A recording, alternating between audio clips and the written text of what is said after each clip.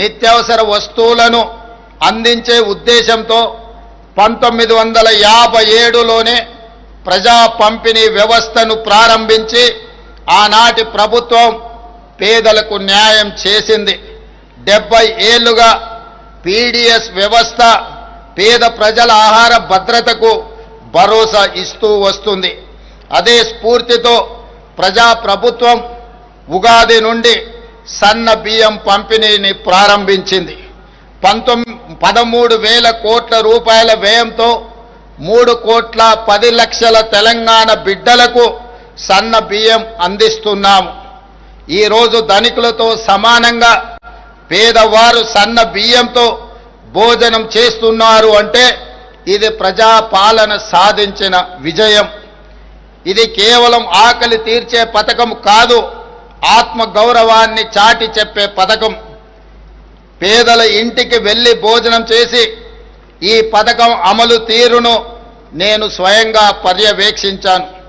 ఆ రోజు వారి కళ్ళల్లో కనిపించిన ఆనందం, ఆత్మగౌరవం నాకు శాశ్వతంగా గుర్తుండిపోతుంది.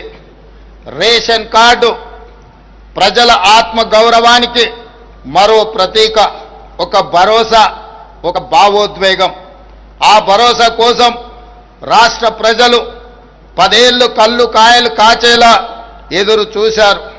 ప్రజా ప్రభుత్వం వచ్చాకే ఆ ఎదురు చూపులకు శాశ్వత పరిష్కారము చూపించడం జరిగింది. ఈ ఏడాది జూలై 14 నుంచి రాష్ట్ర వ్యాప్తంగా నూతన రేషన్ కార్డుల పంపిణీని ప్రారంభించాం. 10 ఏళ్ల తర్వాత చేతిలో రేషన్ కార్డుతో రేషన్ షాపుల ముందు సందడి కనిపిస్తుంది. పాడుబడి మూతబడిన రేషన్ షాపుల తలుపులు మళ్ళీ తెరుచుకున్నాయి. పేదవాడి ఆశలు, ఆకలి తీర్చే భరోసా కేంద్రంగా నేడు గ్రామాల్లో రేషన్ షాపులు పూర్వ వైభవాన్ని సంతరించుకున్నాయి. ఇది మేము తెచ్చిన ప్రజా పాలనలో మార్పు. మిత్రులారా, తెలంగాణ రైతుకు 2022 మే 6న వరంగల్ వేదికగా మేము మాట ఇచ్చాం. అధికారంలోకి వచ్చి 2 లక్షల రూపాయల రైతు రుణమాఫీ చేసి రైతుల రుణము తీర్చుకొని శాశ్వతంగా వారిని రుణ విముక్తి చేస్తాము అని ఆనాడు తెలంగాణ రైతాంగానికి మేము మాట ఇవ్వడం జరిగింది. విశ్వసనీయతే మా సిద్ధాంతం మాకు ఊపిరి. గత ఏడాది ఆగస్టు 15న రైతు రుణమాఫీకి శ్రీకారం చుట్టాం.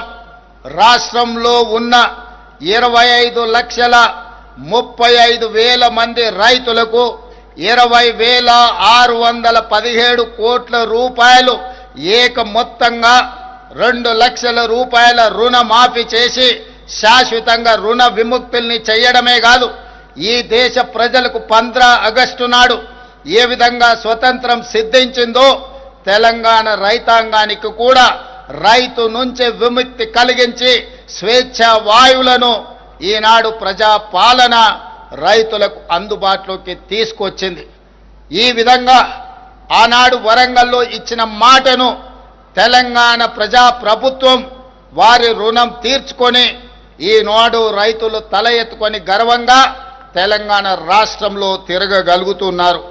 అదేవిధంగా మిత్రులారా, రుణమాఫీతో రైతు పట్ల మన రుణం తీరిపోయిందని మేము చేతులు దులుపుకోలేదు. పొలంలో నాట్లు వేసే రోజు రైతు చేతిలో పెట్టుబడి ఉంటే ఆ భరోసా వేరు. అన్నం పెట్టే రైతు అప్పుల కోసం ఎవరి దగ్గర చేయి చాపకూడదన్న ఆలోచనతో ఇందిరమ్మ రైతు భరోసా పథకం కింద ఆనాడు ఎకరాకు ప్రతి సంవత్సరం 12,000 పెట్టుబడి సాయం ప్రకటించాం. పరిమితులు లేకుండా ప్రతి రైతుకు ఈ పథకం కింద సాయం అందించాం. జూన్ 16న ప్రారంభించి కేవలం 9 రోజుల్లో 9,000 కోట్ల రూపాయలు రైతుల ఖాతాలో వేశాం. రాష్ట్రంలోని 70,11,184 మంది రైతులకు ఈ సహాయాన్ని అందించాం.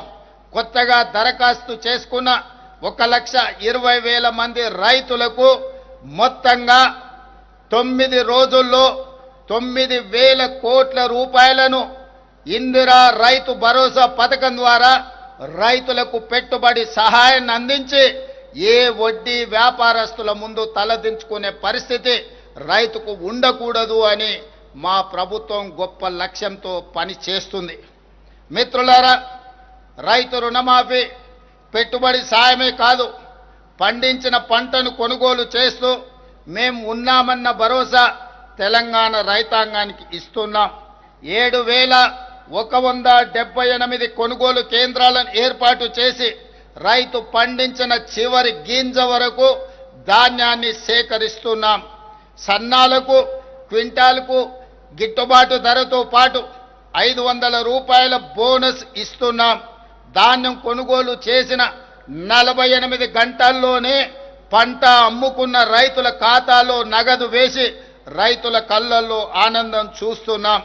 ఈనాడు బోనస్ ఇవ్వడమే కాదు, 29 లక్షల వ్యవసాయ పంపు సెట్లకు రోజుకు 24 గంటలు ఉచిత నాణ్యమైన విద్యుత్తును అందించడం ద్వారా రైతులను వెన్ను తట్టి ప్రోత్సహించి వ్యవసాయం దండుగ కాదు, వ్యవసాయం అంటే ఒక పండగ, రైతు ఆత్మ గౌరవంతో బ్రతికే విధంగా ఈనాడు రైతులకు ఉచిత కరెంటును అందిస్తూ